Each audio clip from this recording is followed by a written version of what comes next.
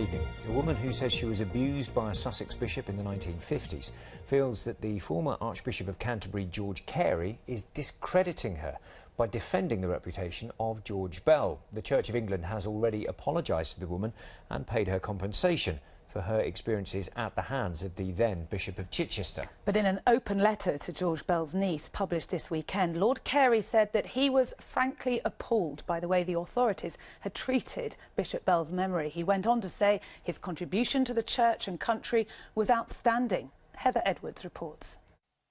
Wanting to rebuild the reputation of a man she admires, this is the niece of the late Bishop George Bell.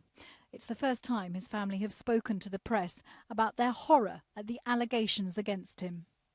I feel appalled, and especially appalled that everything's been taken out of the cathedral relating to him, and the school's been changed its name. 2 schools in Sussex changed their name. Here, Bishop George Bell seen here with the Queen. But 6 decades after his death, the church issued an apology after a woman came forward saying that he abused her as a young child.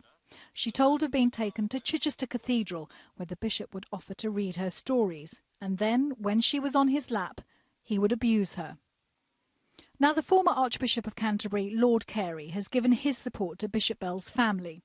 In a letter to Barbara, Lord Carey says that he is appalled at the way that the abuse allegations have been handled, leaving Bishop Bell's reputation in tatters. He also says that Bishop Bell made an outstanding contribution to his country. Well, he might have done, but he still abused me. So the 2 things go side by side, I suppose. As I've said before, great men can do evil things. It's been proved time and time again. Speaking anonymously, this is the woman who made the allegations of abuse about Bishop George Bell.